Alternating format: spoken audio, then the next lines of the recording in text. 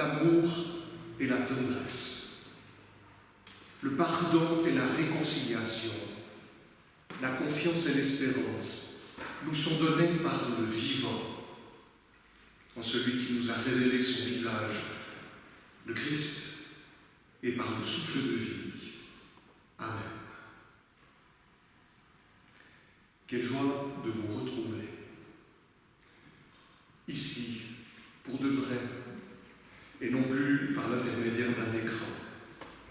Quel plaisir de vous retrouver ici, en ce lieu où depuis tant de siècles, des hommes et des femmes ont loué le Seigneur.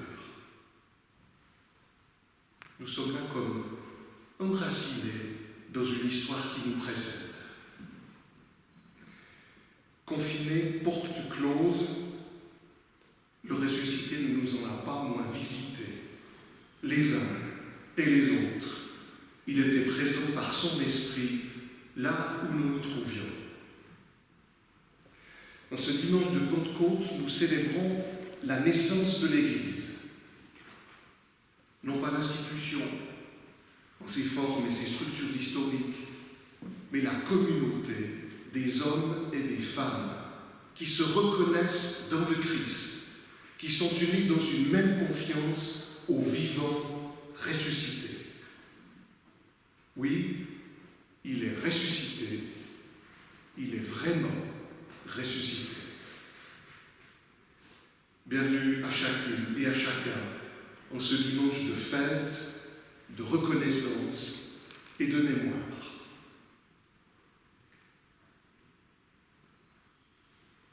Ensemble, nous accueillerons le Seigneur. Tu nous as attendus, nous t'avons attendu. Tu nous as espérés, nous t'avons espéré. Tu es là, nous sommes là. Alors, en ce dimanche de Pentecôte, fais souffler sur nous ton vent, ton souffle de vie, sur nous, sur toutes celles et tous ceux qui n'ont pu nous rejoindre, sur celles et ceux qui travaillent en ce jour. Oui, envoie sur nous ton esprit de vie pour qu'il nous rende vivants les uns pour les autres et pour toi. Au nom du Christ. Amen.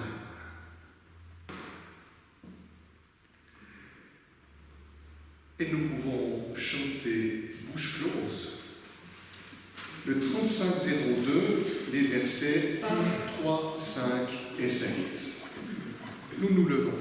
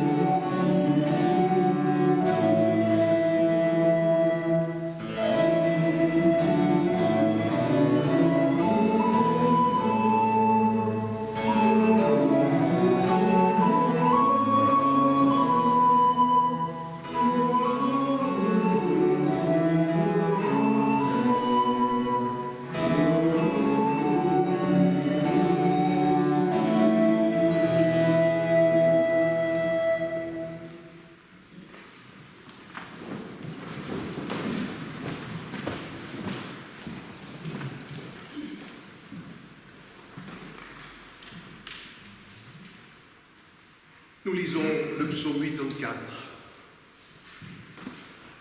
Comme nous l'aimons ta demeure, ô Dieu de l'univers. Tout mon être éprouve un manque, nostalgie de ce lieu où tu nous attends. Mon cœur et ma chair réclament leur dû. C'est toi le vivant, c'est toi ma vie. Même l'oiseau possède de demeure. Le moineau fait son nid où il abrite ses petits. J'aime ton autel, Seigneur des mondes, mon roi et mon Dieu.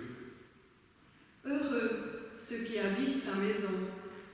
Ils feront encore et toujours retentir la louange. Heureux celui, heureux celle dont la force est en toi, amoureuse et amoureux des chemins qui mènent jusqu'à toi. Traversant une vallée de larmes, il la change en pays de sources que la pluie couvre de bénédictions. Ils et elles marcheront de colline en colline avant de se présenter devant Dieu en Sion. Dieu des étoiles, écoute mon désir, prête l'oreille, Dieu de Jacob. Ô Dieu, notre bouclier, regarde le visage de ton Messie. Ah, quelle merveille! Un seul jour sur le seuil de ta maison m'apporte plus de bonheur que 1000 chez ceux qui t'ignorent. Plutôt que la tranquillité loin de toi, c'est toi que je préfère. Car Dieu est mon soleil, mon bouclier débordant de tendresse et de gloire. Il ne refuse pas le bonheur à ceux qui marchent dans sa lumière. Dieu de l'univers, heureux celui, heureuse celle qui est sûre de toi, qui te donne sa confiance.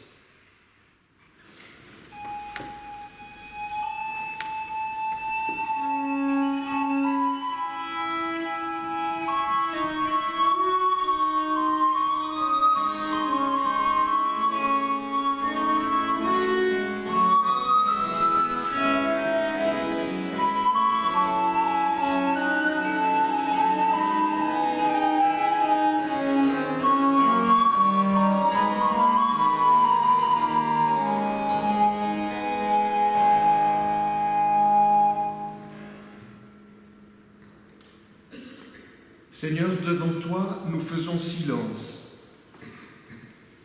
Par ton esprit, viens nous révéler ce qui en nous fait obstacle à ton règne.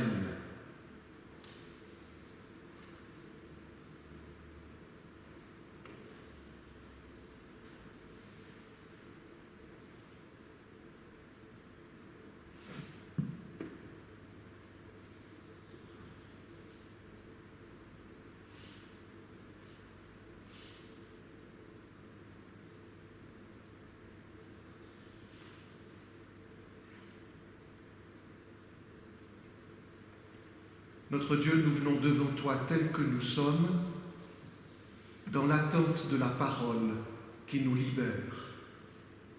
Amen.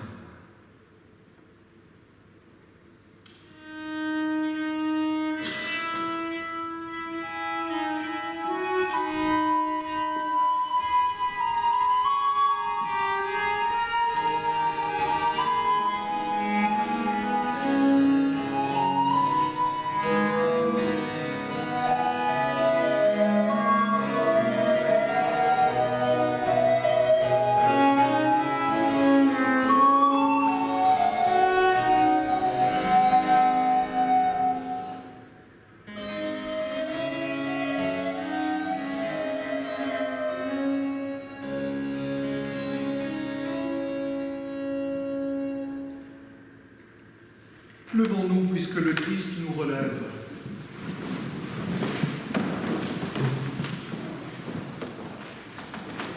Oui, le pardon nous est donné, il suffit de le recevoir. Mais c'est peut-être là le plus difficile. accepter d'être pardonné, reconnaître que le vivant nous voit autrement que nous nous voyons nous-mêmes.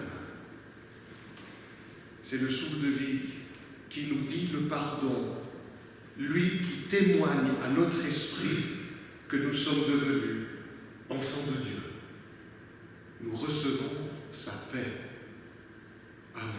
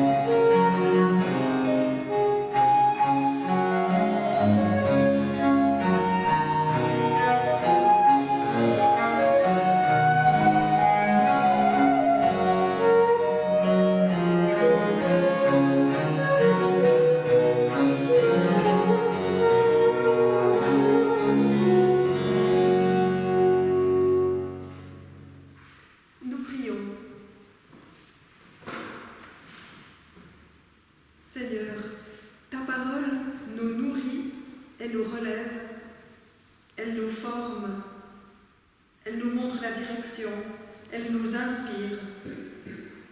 Prépare nos cœurs à accueillir cette parole. Force et vie pour aujourd'hui. Amen.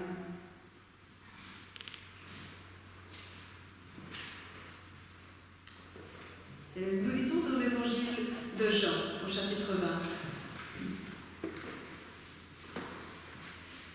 Le soir de ce jour-là, qui était le premier de la semaine, alors que les portes de l'endroit où se trouvaient les disciples étaient fermées par crainte des Juifs, Jésus vint. Debout au milieu d'eux, il leur dit : « Que la paix soit avec vous. »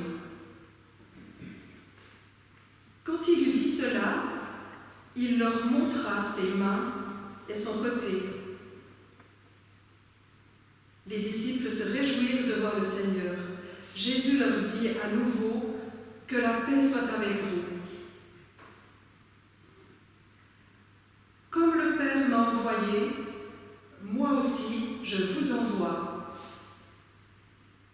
Après avoir dit cela, il souffla sur eux et leur dit : « Recevez l'Esprit Saint. À qui vous pardonnerez les péchés, ceux-ci sont pardonnés. À qui vous les retiendrez, ils seront retenus. » Amen.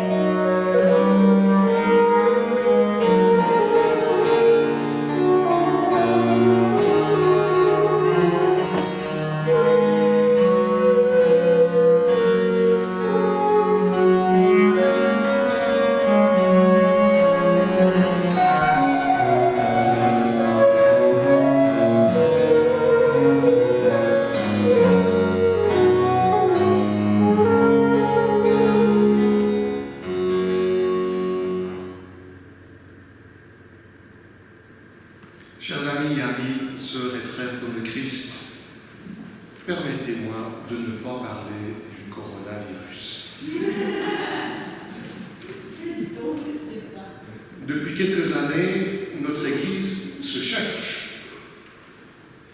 Non seulement le protestantisme est devenu minoritaire, mais chaque année il perd de sa pertinence, de son audience, de ses forces. On peut le regretter et se désespérer. On peut aussi le saisir comme une chance, une occasion à ne pas manquer pour se réinventer, ou plutôt pour être réinventé. Tout prochainement, il y aura un synode autour de la vision que propose le Conseil synodal, et les différents conseils sont invités, cette semaine en particulier, à débattre avec des membres du Conseil synodal. Non pas se réinventer, mais être réinventé. Parce que l'Église ne se fait pas elle-même et d'elle-même. Elle se reçoit. Elle est née du souffle vivant, celui que le ressuscité a posé sur ses disciples. C'était un temps lointain où la proximité physique était encore possible et souffler sur autrui tout à fait acceptable. Jésus souffle sur ses amis. Oui, l'Église est née du souffle du ressuscité, comme l'humain au commencement est né du souffle du Créateur. L'Église est née du souffle du ressuscité et elle ne cesse pas de naître de ce souffle, jour après jour, année après année, siècle après siècle. C'est ce que Jean nous raconte dans son évangile, adressé à une communauté fragilisée, exclue de la synagogue, menacée par le pouvoir romain. En écrivant comme il le fait, Jean entend dire que chaque fois que la communauté se rassemble, le Christ, souverainement, est présent. Le Christ, c'est-à-dire le crucifié ressuscité. Et il tient à mettre les deux choses ensemble. Celui que vous voyez, c'est le crucifié désormais ressuscité.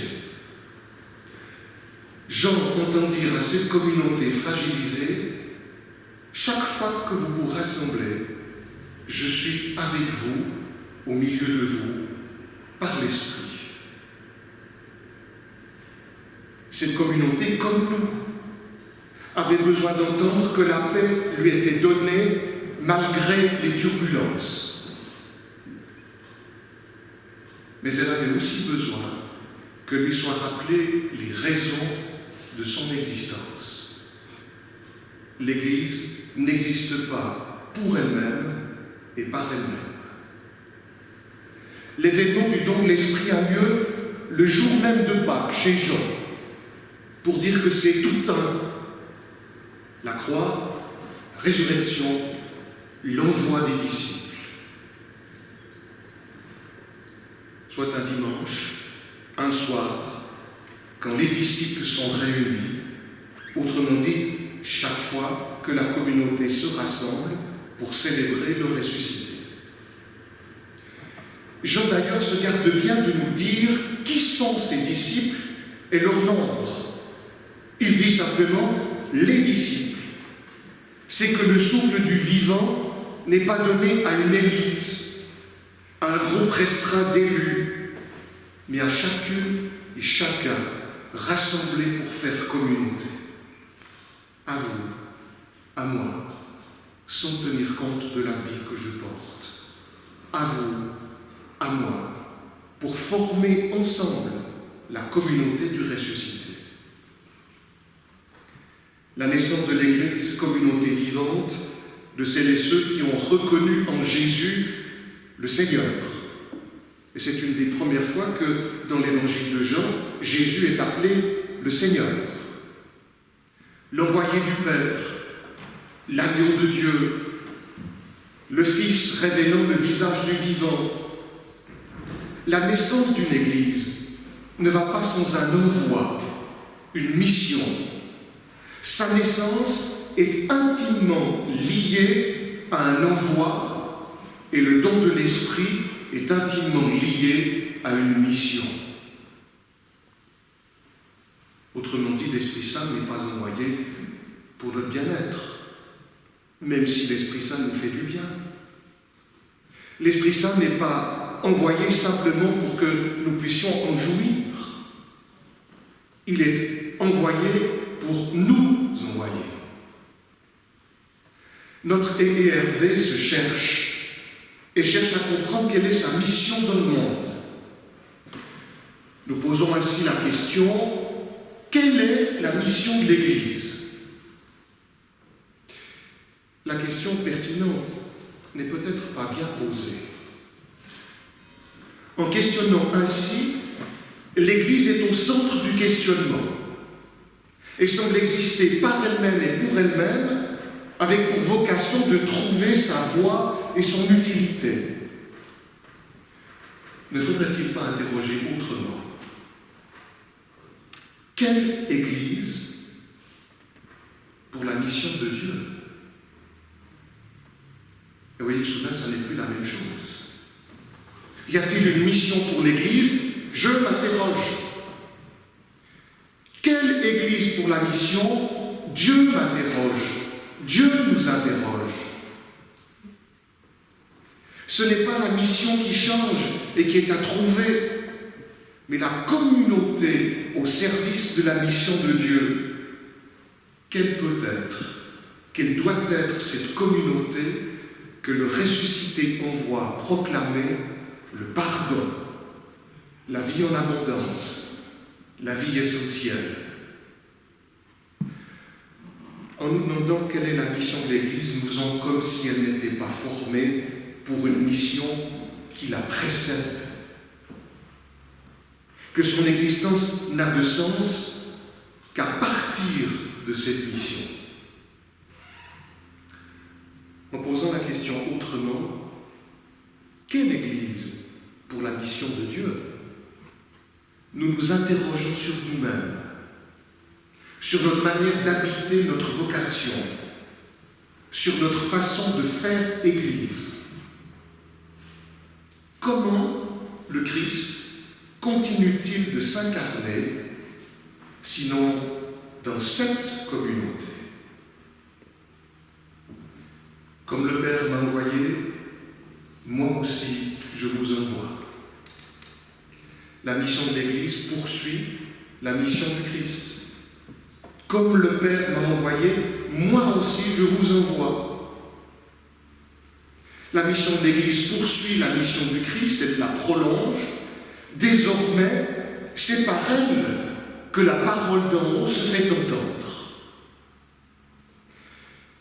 Mais vous l'avez sans doute remarqué, le mot Église n'est pas présent dans le texte de Jean, ni dans la bouche de Jésus. Parce que ce qui est né ce jour-là, et qui ne cesse de renaître jusqu'à aujourd'hui, ce n'est pas l'Église institution, avec ses structures, son organisation et son organigramme, aussi utile et nécessaire soit-il. Aussi utile et nécessaire soit-il.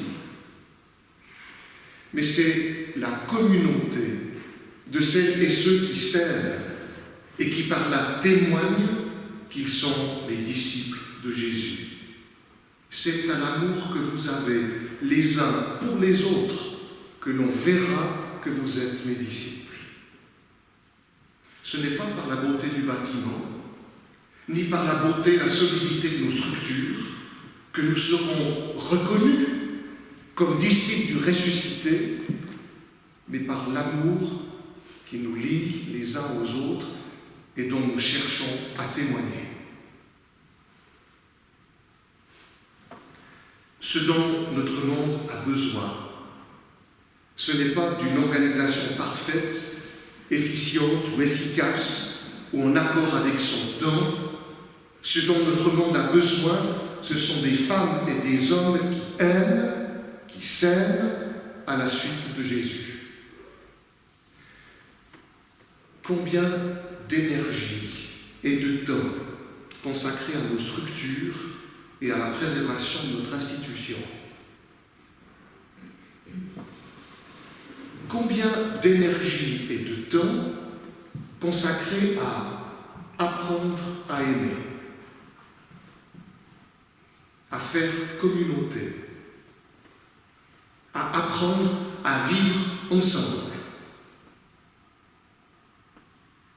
pour que l'heureuse annonce soit rendue lisible et visible. Dois-je le confesser? Je le confesse.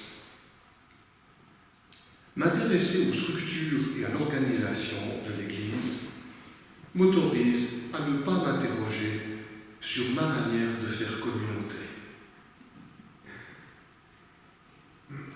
Me prendre la tête avec l'organisation m'évite de m'interroger sur comment, dans le concret, devenir ensemble une vraie communauté. Visible, lisible. C'est moins impliquant de réfléchir à l'organisation, moins dérangeant, moins questionnant que d'oser témoigner du vivant. Et peut-être qu'il y a là un exercice auquel nous devrions, ensemble, nous encourager. Comme le Père m'a envoyé, moi aussi, je vous envoie. Comme, avec la même confiance que le Père a eue en son Fils, avec le même amour, par le même esprit. Comme, avec la même humilité qui a été celle du Christ, avec le même esprit de service de celui qui lave les pieds de ses amis, avec les mêmes risques pris, comme avec le même courage, la même liberté, la même autorité. C'est tout cela que le souffle de vie nous communique pour devenir ensemble, et chacune et chacun porteur d'une parole libératrice. Parole libératrice pour celles et ceux qui la reçoivent, et sans effet pour celles et ceux qui la refusent. Le pouvoir donné à la communauté du Christ n'est pas celui d'élire ou d'exclure, de pardonner ou de condamner, mais d'annoncer une parole qui peut être reçue et qui peut être refusée. Ça a été cela, le ministère de Jésus. Annoncer l'amour du Père. Et quand cet amour est reçu, il est pardon, vie, reconnaissance, liberté. Mais quand ces paroles n'est pas reçues, alors c'est l'enfermement, le repli sur soi. Mes amis et mes amies, puisse l'Esprit de Jésus nous mettre en route pour construire ensemble la communauté où l'amour règne en maître. Et c'est possible, puisque la paix nous est donnée. Jésus ne souhaite pas la paix, il donne la paix comme il l'avait promise.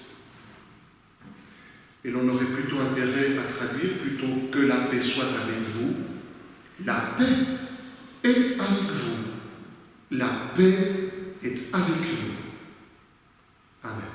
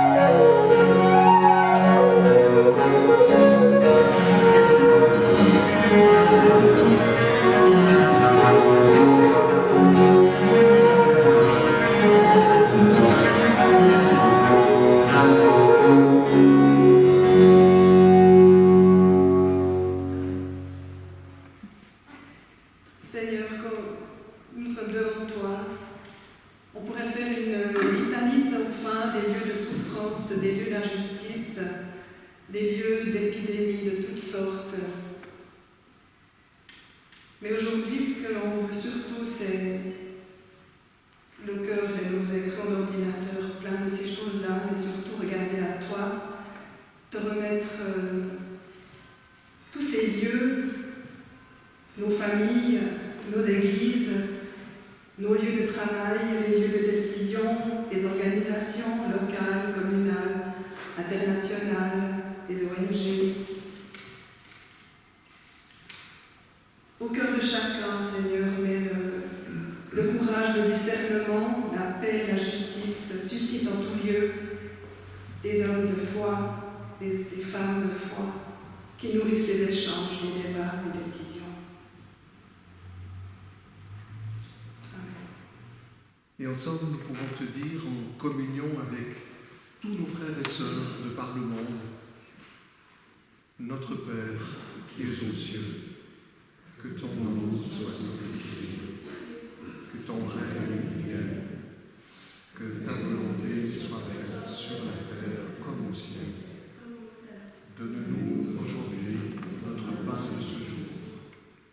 Pardonne-nous nos offenses, comme nous pardonnons aussi à ceux qui nous ont offensés. Et ne nous laisse pas entrer en tentation, mais délivre-nous du mal, car c'est à toi qu'appartiennent le règne, la puissance et la gloire, pour les siècles des siècles. Amen. Nous pouvons chanter au 41-26 les strophes 7 et 8.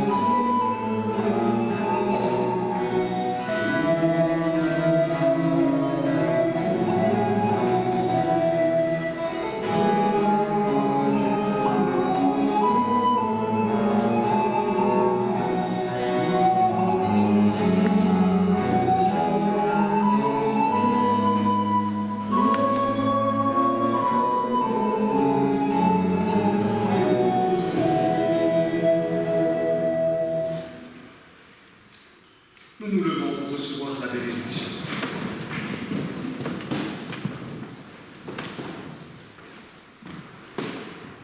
Jésus souffla sur ses disciples.